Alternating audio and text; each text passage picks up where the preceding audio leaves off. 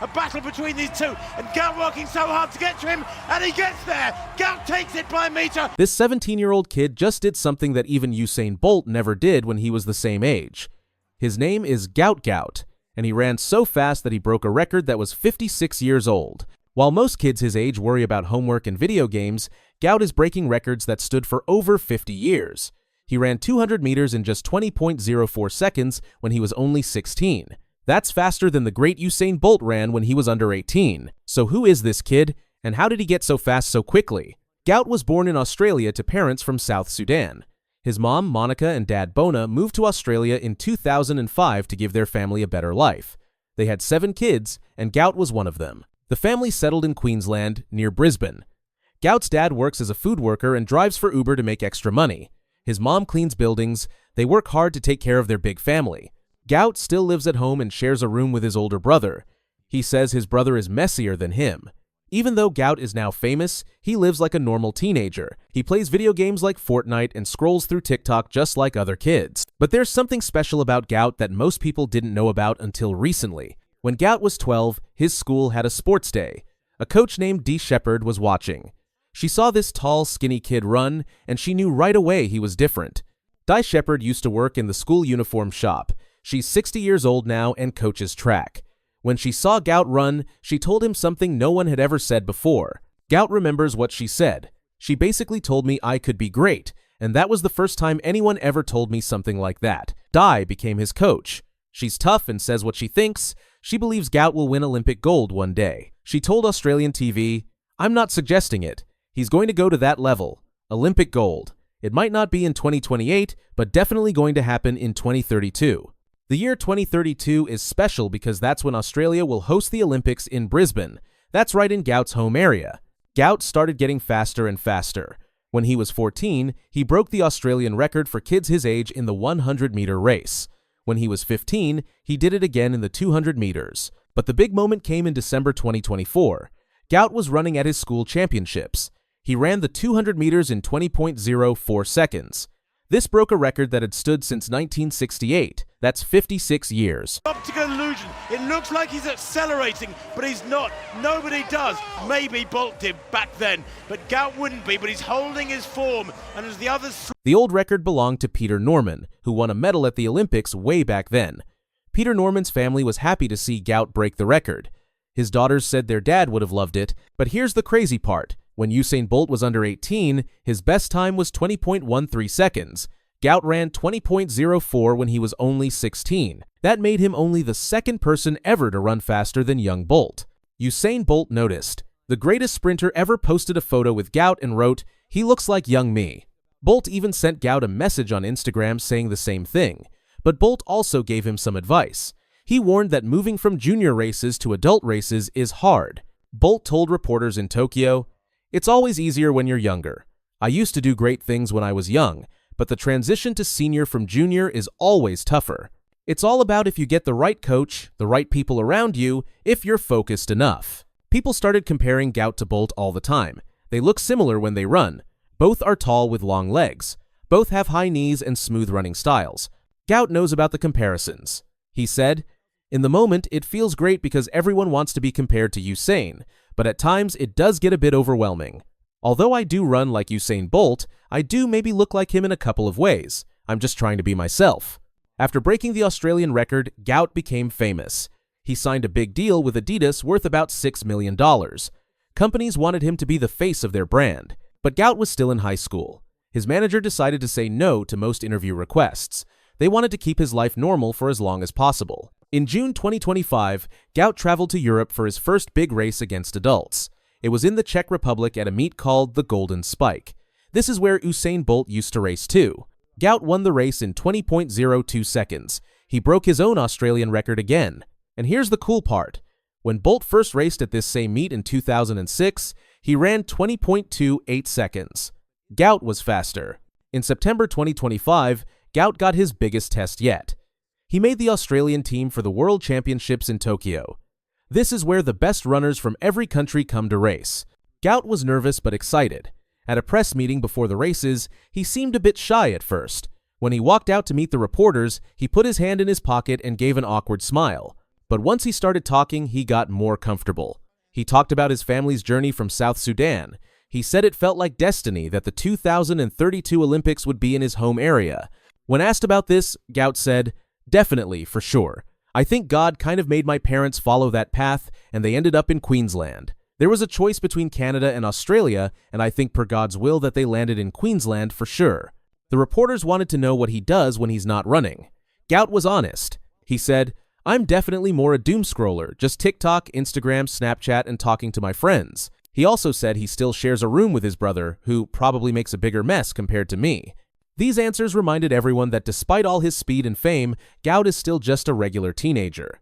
The 200-meter races at the World Championships would show if Gout could compete with the world's best men. The defending champion Noah Lyles was there. So were other fast runners from around the world. In the first round, Gout ran well. He finished in 20.23 seconds and made it to the semifinals.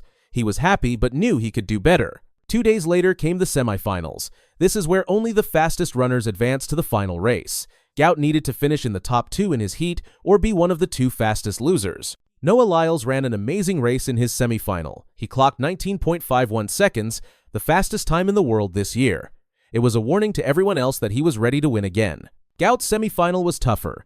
He ran 20.36 seconds and finished 4th in his heat. It wasn't fast enough to make the final. Some people might have been disappointed, but not Gout. After the race, he was smiling. He told reporters, "It's really good. I mean, semi-finalist and go out there and compete against the big guys, and I just couldn't be prouder of myself." At 17, just making the semifinals at the World Championships is huge. Most runners don't even make their national team until their 20s. Gout is now 6 feet tall. That's 3 inches taller than last year. He might keep growing, which could make him even faster. The plan is to slowly improve his starts while keeping his natural speed. Gout is already great at the end of races. If he can get better at the beginning, he could be unstoppable. His 2 fastest men, and it is Akani Simbine who takes the honours ahead of Omanyala, 9:92. At 31, Akani Simbine has pulled off something that no sprinter, not even Usain Bolt, could achieve. In a sport where even milliseconds matter and careers peak fast, Simbine has maintained world-class speed for over a decade, and now he's broken one of the most legendary records in track and field history.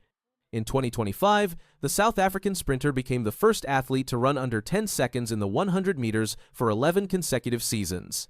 Earlier this year in Botswana, Simbine stunned the athletics world by clocking a 9.9.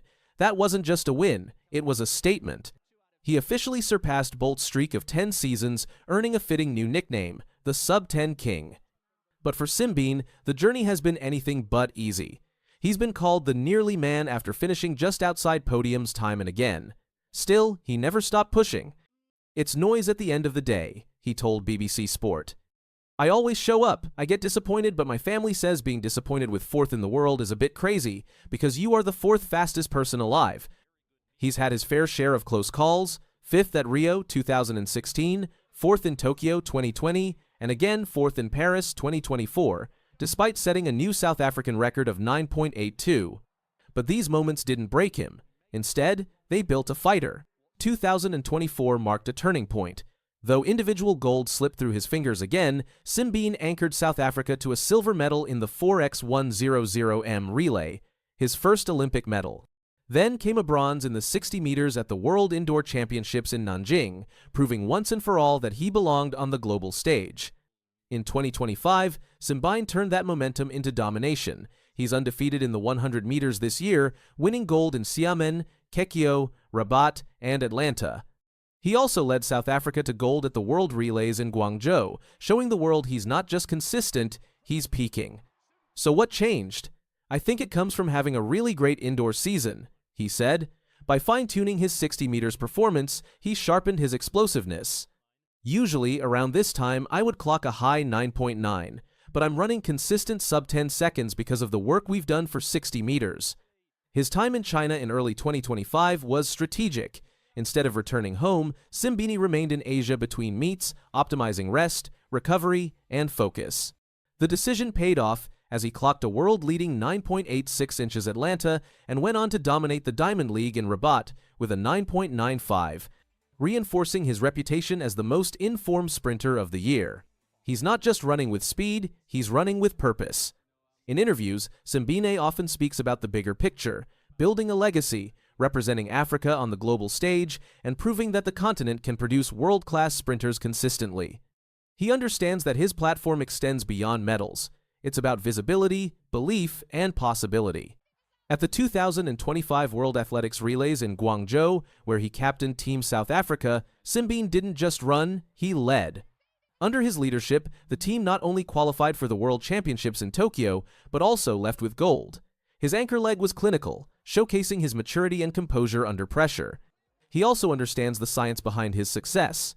Simbine's team includes a sports psychologist, a physiotherapist, a nutritionist, and biomechanic experts. His workouts are tailored not only for speed but for sustainability. Sprinting is brutal on the body, but Simbine has learned to train smart. He prioritizes recovery as much as performance. His longevity can also be credited to his discipline and off-track focus. Simbine avoids burnout by balancing competition with controlled rest cycles and has openly discussed his strategy of avoiding emotional pressure. By detaching from outside noise, he preserves the mental clarity needed to compete at the highest level. Even without a solo Olympic gold, Simbine isn't bitter. "The medals are just the cherry on top," he said. "If you look at my career and what I've done, it's a successful career." He's right. Simbine has done more than win races. He's changed narratives. He's the first South African to make an Olympic 100 meters final and a mentor to rising African athletes. "I could have won medals and had a different story, and it wouldn't have been as powerful as where I'm at right now," he admitted. He's not just running for himself, he's running for a continent. His resilience showed again in 2023. A false start in the World Championship semi-finals in Budapest saw him disqualified. Many would crumble. Simbine didn't. "I was in the shape of my life," he recalled, "but I can't sit in that feeling of negativity and let it eat me up." That mindset has kept him at the top of a brutal sport. Into his 30s, Simbine continues to defy the clock and the odds. His sights are now on the World Championships in Tokyo and even the 2028 Olympics in Los Angeles.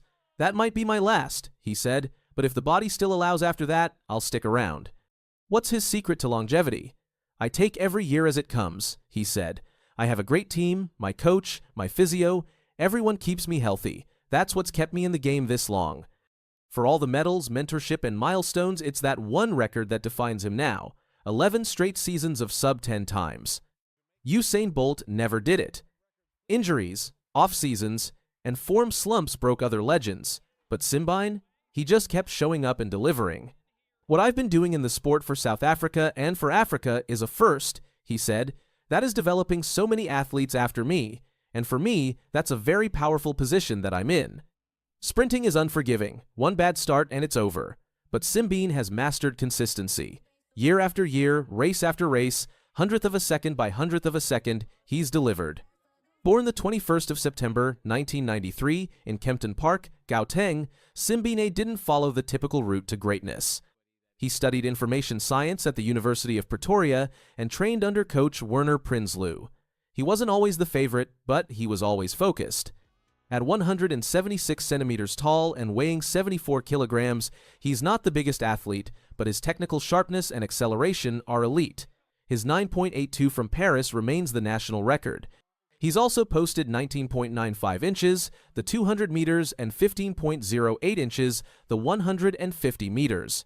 He's a gold medalist at the 2018 Commonwealth Games, a multi-time African champion, and the man who clinched gold for South Africa at the 2021 World Relays with a legendary anchor leg. And his collection doesn't stop there. He's medaled at the Universiade, the Continental Cup, and countless Diamond League meets. He was also named South Africa's flag bearer for the 2024 Paris Olympics, sharing the honor with artistic gymnast Caitlin Rooskrantz, a proud recognition of his leadership and legacy in South African sport. Happy to be here and enjoying the moment. A big shout out, this is Akani Simbine. Everybody in South Africa, everybody that is around the world supporting the South Africans, keep on supporting us and showing us love. We're going to show the world that we are what we say we are, and that eleviert nie wat ons. As the 2025 World Championships approach, Simbine isn't looking back. "There's still more in the tank," he said, "and I'm not done yet." Whether or not he finally grabs that elusive solo gold, Akani Simbine has already changed the game. He's shattered myths, silenced doubters, and accomplished what even Bolt couldn't. The nearly man has become a record breaker. And his story is far from over. field closing. The American might be caught. Botswana by a whisker. Botswana stunned the athletics world by winning gold in the men's 4x400-meter relay at the 2025 World Athletics Championships in Tokyo. Battling rain, pressure, and the most dominant nations in track and field, Botswana's relay team not only captured gold, but became the first African team ever to win the event. It was more than a victory. It was a message to the world. The future of sprinting might just run through Africa. Botswana entered the championships without the fanfare of larger nations. Their team, made up of 12 athletes, 11 men, and 1 woman, was small in size but rich in ambition. The men's 4x400 meters relay team featured Lee Bekempilo Epi, Letsile Tebogo, Bayapo Ndori, and anchor Colin Kebenatshipi. Each brought speed and grit, but it was their unity that gave them a fighting chance. The odds were against them. The United States, having won 9 of the last 10 titles in this event, were favorites. South Africa, too, had momentum after their win at the World Athletics Relays. But Botswana had one thing neither of those teams did: a shared hunger to make history. They had spent years training on the continent, often without the high-tech facilities enjoyed by wealthier nations. Their preparation had been forged in resilience, and they came to Tokyo determined to prove that elite performance doesn't depend solely on resources. It's about heart, planning, and execution. By race time, Tokyo's skies opened up. Rain poured onto the track, turning the final into a battle of nerves and skill. In Lane 5, Botswana stood in the center of giants, but instead of fear, they showed calm. Lee Epi led off with a steady start, holding position. Then came Letsile Tebogo, the national hero who had already made headlines with his Olympic 200-meter gold the previous year. He blazed the second leg, clocking an extraordinary 44.05 to pull Botswana level with the U.S. Bayapo Ndori, who had secured bronze in the 400 meters days earlier, maintained the pressure, and with 1 leg to go, Colin Kebenatshipi took the baton with history within reach. Kebenatshipi, the 21-year-old wonder who had just claimed the individual 400-meter title, was no stranger to big moments. His season-best 43.53 had already broken national records. But this was different. This was for his team and his country. Rai Benjamin, the U.S. anchor and reigning 400-meter hurdles world champion, had a slight lead. South Africa's Zakathi Nene surged on the outside, but Kebenatshipi waited, timed his kick, and in the final 80 meters, launched forward. He sliced between his rivals like a bullet, surging ahead to win in 2 minutes 57.76 seconds. The U.S. and South Africa finished in identical times, 2 minutes 57.83 seconds, with the Americans snatching silver by just 0.02 of a second. "I had to run the most strategic leg because of the weather," Kebenatshipi said. "I saved my energy for the last 100 meters. I'm so thankful to bring home 2 gold medals." His performance was more than speed. It was strategy under extreme conditions. Running on a rain-soaked track requires adjustments in stride, balance, and timing. Kebenatshipi executed it flawlessly. The impact back home was immediate. Botswana's President Duma Gideon Boko declared September 29th a national holiday to celebrate the relay team's gold. It was a tribute not just to their win, but to what they represented: dedication, unity, and excellence. Botswana's natural diamonds are not just in the ground. They are our world champion athletes, the president proudly stated. Botswana's celebration wasn't just symbolic, it was earned. They ran a perfect tactical race, showed composure in chaos, and executed better than any other team on the track. The nation erupted in celebration, from schools to city centers. Fans gathered in the rain just like their champions had, replaying the race on giant screens and waving the national flag in joyous disbelief. Letsile Tebogo had experienced highs and lows in Tokyo. Despite running a blistering 19.65 in the 200 meters, he missed a medal. He was also disqualified in the 100 meters for a false start. But in the relay, he made up for everything. His second leg was a game-changer. Overtaking Jacare Patterson with a powerful sprint, Tebogo placed Botswana in perfect position. His speed and mental strength gave the team momentum they never lost. It was a story of redemption, and it was Tebogo, usually the quiet force, who led the celebration, dancing with his teammates through the puddles. The U.S. squad was gracious in defeat. Rai Benjamin praised his teammates and admitted, "We were not supposed to be here, so taking a silver is pretty good." South Africa's veteran Wade van Niekerk, who ran a strong third leg, said, "These are really confident guys in our relay. I have a lot of excitement about their careers and what is about to come." Both teams had raced their hearts out. Both had expected to fight each other for gold. But Botswana changed that storyline. Botswana's relay gold was the result of years of planning, patience, and development. Their athletes have emerged through junior levels, African championships, and international meets with one thing in common: progress. Kebinat Shipi had won the U20 title in 2021 and steadily improved, and Dory had medaled in Paris. Tobago lit up the Olympics with gold. Even Epi, often under the radar, had delivered when it mattered most. Together, they weren't just a team.